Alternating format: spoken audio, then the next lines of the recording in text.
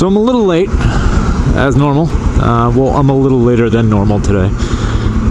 Like I'm actually late. So today's vlog might be cut a little short. Last week, I guess on Friday or Thursday or Saturday or something,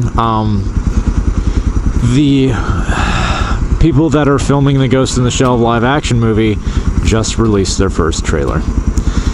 And of course, it's got everything from their like 5-second snippets or teasers from the movie itself, which I've been glued to since I first figured out they were an actual thing. But I could not be more happy with what they're doing. The trailer, very well done. I don't know if it's actually going to follow the Laughing Man or the Puppet Master, or maybe neither. That would be cool if they didn't do that. The weird thing about Ghost in the Shell is it really doesn't follow itself to a certain degree. So there's a couple different types of people that know about Ghost in the Shell, if you know about it. If you don't, this is a completely new thing. I highly recommend go watch the Standalone Complex series, and you'll have a great time.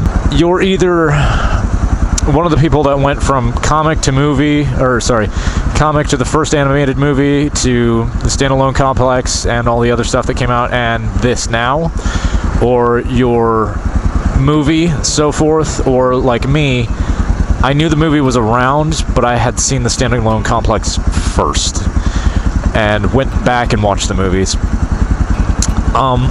The whole movie, or the whole series, is really about figuring out what is the soul.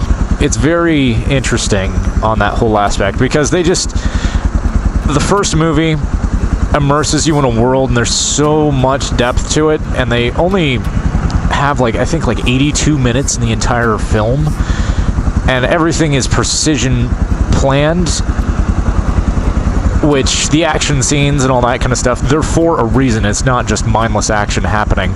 It's either to introduce you to a character or get some development in that character going on, or showing you what the world can do. All these things that happen to the characters in the movie, or to the characters in general, it's awesome. It's set in the cyberpunk universe, so people started getting augmentations and getting robot bodies and all that kind of stuff. I think this is where everything is kicking off to a certain degree, but I'm not entirely sure, because at one point somebody says to Scarlett Johansson in the movie, you're the first of your kind, which it makes me think she's the first person to have a completely synthetic body.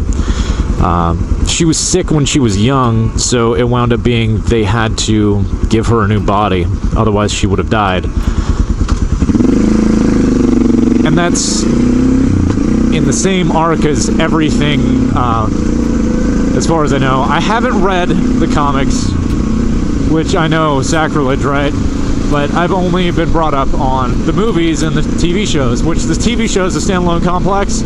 I believe there's 3 seasons, or maybe 4, I can't remember. The major, Motoko Kusanagi, she is played by Scarlett Johansson in the movie, but the person that does her in the Standalone Complex English does very well at portraying her.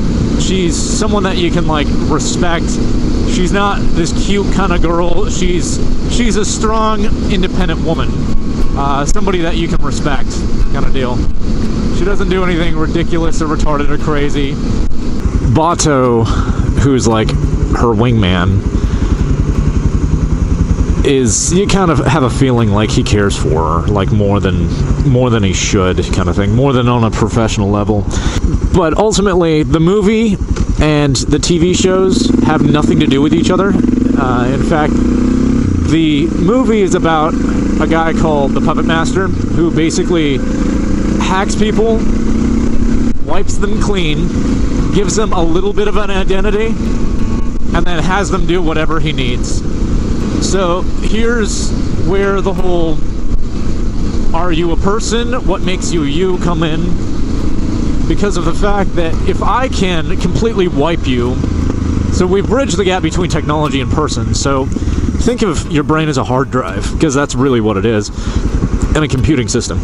If I can completely hack that, erase what was on it, and tell it what to do, what makes you you? Are you little bits of ones and zeros and that's it? I mean, is there anything else? Is there more depth to you than anything? Or are you just literally a pile of information and that's it? What, do you have a soul? And if so, what is it? Why is it there? And they refer to the soul as the ghost.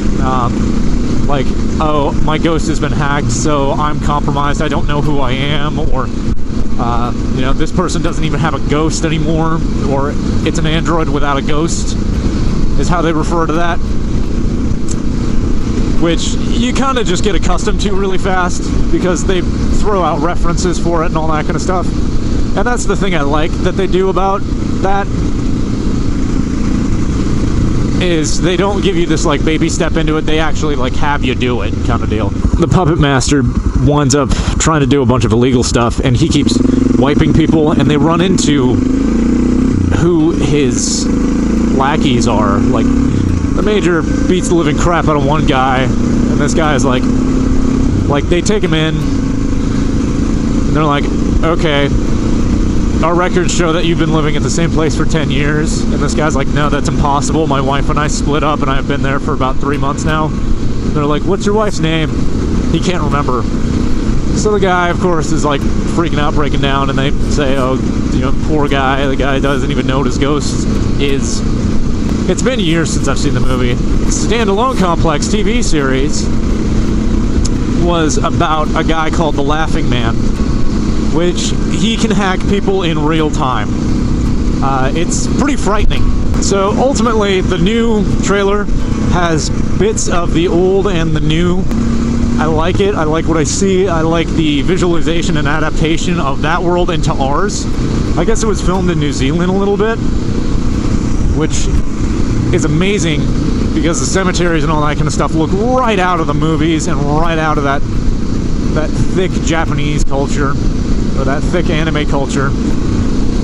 I think it's going to be a really good movie, and especially the way they filmed it just has that ominous, like, I don't know what makes me a person. Like, I don't know what makes me me. And that's the whole point of the series, which has been such a long unanswered question, and such a great premise for the movie. I think it's going to be a really, really damn good movie, and I'm hoping so. I could not imagine any better actress other than Scarlett Johansson as playing the Major. She has that nice, monotone, slight human feel to her that I think she could pull off. And that's how the Major is. She's very, like, bland. Even when she throws out humor, it's very subtle and very, very small.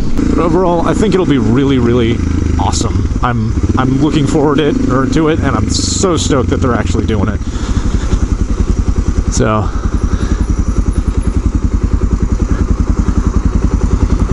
I could not be happier. I'll leave a link in the description below for the trailer if you guys haven't seen it.